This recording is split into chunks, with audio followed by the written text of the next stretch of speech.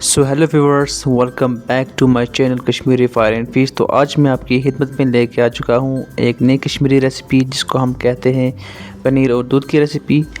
तो आज हम बनाएंगे पनीर और दूध की एक ऐसी नई रेसिपी जो आपने कभी नहीं देखी होगी अपनी ज़िंदगी में। अगर आप हमारे चैनल पर नए हैं तो हमारे चैनल को ज़रूर सब्सक्राइब करें, वीडियो को अंत तक ज़रूर देखें। तो सबसे पहले हमने तकरीबन 1 केजी पनीर ली है, तो आप देख सकते हैं। तो सबसे पहले हम इसे थोड़ा सा छोटा कर लेंगे। तो इसके बाद हम इसको क्यूब्स में काटेंगे। क्यूब्स में काटने के लिए हम इसको बीच में से इसके 2 पीस बनाएंगे, फिर हम इनके भी क्यूब्स बनाएंगे। तो जैसा आप देख सकते हैं, आप इसको वैसे ही इसके क्यूब्स बनाएं जैसे इसको हम काट रहे हैं। आप इसको ऐसे काटें, इतने ही क्यूब्स बनाएं, ना ही इतने बड़े बनाएं ना ही इतने छोटे बनाएं, मतलब मीडियम पीसेस बनाएं, अपने हिसाब से बनाएं।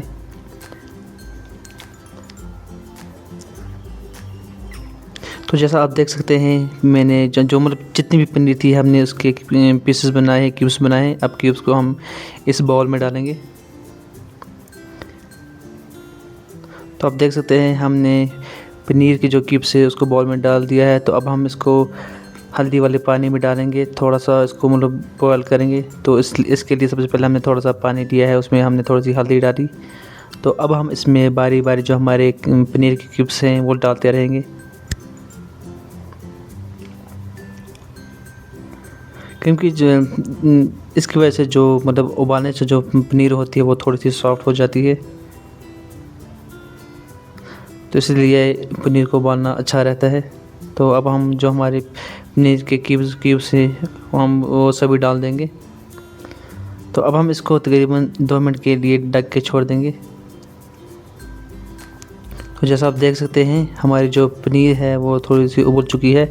हम इसको ज़्यादा नहीं उबालेंगे, इसको इतना इतना उबालेंगे मतलब जैसे ही हमें लगे कि हमारा पानी थोड़ा गर्म हो रहा है, उसको थोड़ी बुलबुल आ रही है, तो हम इसको उतना उबालेंगे। तो आप देख सकते हैं जो हमारी पनीर है हमने इसको भी फ्राई कर दिया है। तो जैसे आप देख सकते हैं, हम इसको ना ही ज़्यादा फ्राई करेंगे ना ही इतना कम करेंगे। अगर हम इसको ज़्यादा फ्राई करेंगे उसकी वजह से जो हमारी पनीर है वो बहुत हार्ड हो जाती है। इसलिए इसको हम मतलब अपने हिसाब से जितना हमें ज़रूरत होगी फ्राई करने की, तो हम इसको उतना फ्राई करेंगे, नॉर्मली फ्राई करेंगे। तो अब जो बाकी की पनीर बची हुई है हम इसको भी वैसे ही फ्राई करेंगे। तो जैसा आप देख सकते हैं, जितनी हमने पहली पनीर के जो क्यूब्स है वो फ्राई किए, तो इतना ही हम इसको भी करेंगे। तो इसको भी अब हम निकालेंगे।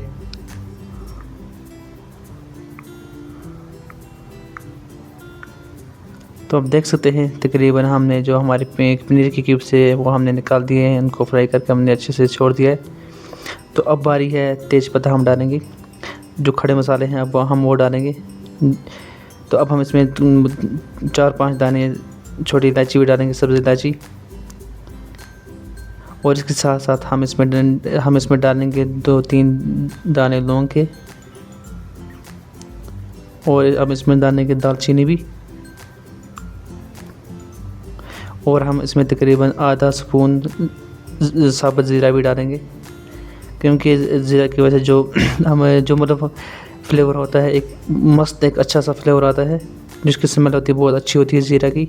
तो अब हम इसको थोड़ा सा मतलब रोस्ट कर लेंगे, तेल में भून लेंगे। तो थोड़ा सा हल्का सा फ्राई करेंगे। गैस को हम मीडियम फ्लेम पर रखेंगे, मतलब थोड़ा सा कम ही फ्लेम रखेंगे। अगर हम इसको ज़्यादा रखेंगे कि जो हमारे खड़े मसाले हैं वो जल जाएंगे। तो हम इसमें डालेंगे तकरीबन 2 बड़े स्पून आटे के भी। तो अब हम आटे को अच्छे से मिक्स कर देंगे इन मसालों के साथ, तेल के साथ। और फ्लेम को हम बिल्कुल लो रखेंगे, और साथ ही साथ हम इसको ऐसे ही चलाते रहेंगे 1-2 मिनट के लिए। तो अब हम इसमें डालेंगे थोड़ी सी हल्दी।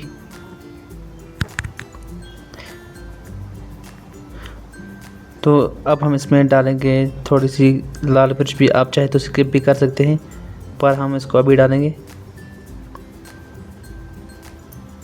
आप अपने हिसाब से मिर्ची इस्तेमाल कर सकते हैं। तो अब हम इसको भी मिक्स कर लेंगे। इसको भी हम ऐसे ही 1-2 मिनट के लिए भूनेंगे, ताकि जो हमारी मिर्च का फ्लेवर है, कड़वाहट है, हल्दी की कड़वाहट है, वो दूर हो जाए। तो इसके लिए इनको पकाना ज़रूरी होता है। अब हम इसमें थोड़ा सा पानी डाल के इसको 3-4 मिनट के लिए ऐसे ही छोड़ देंगे, ताकि जो हमारे सभी मसाले हैं वो अच्छे से पक जाए। और साथ ही साथ हम इसको चलाते भी रहेंगे।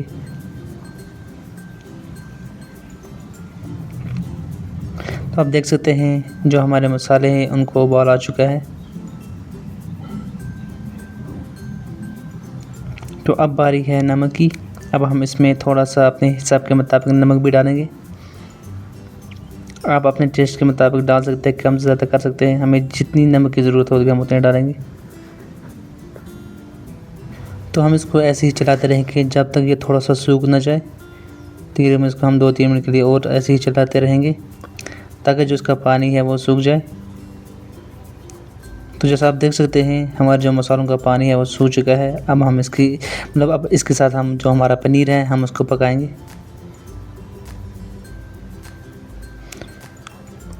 तो जैसा आप देख सकते हैं हमने इन मसालों के अंदर जो हमारा पनीर है हमने वो डाल दिया है।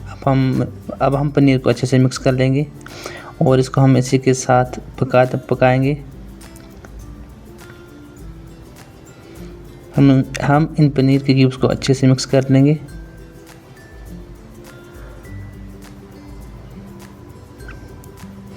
अब हम इसमें सौंठ पाउडर डालेंगे।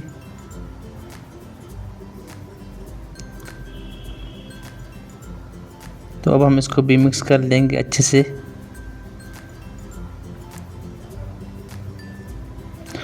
पनीर को हम इन मसालों के साथ तकरीबन 3 से 4 मिनट तक पकाते रहेंगे। तो अब बारी है दूध की। तो अब हम इसमें दूध डालेंगे।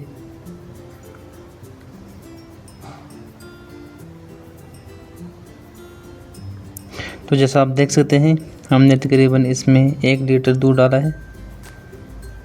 तो अब हम इसको अच्छे से मिक्स कर लेंगे।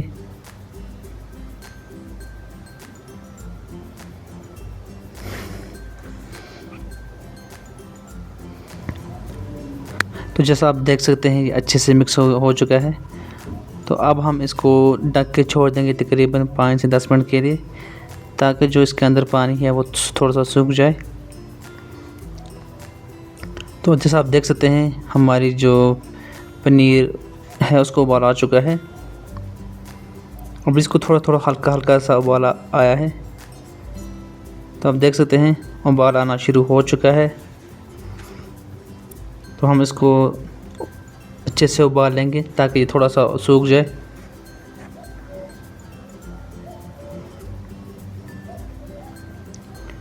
तो अब हम इसमें डालेंगे कुछ दाने काजू के।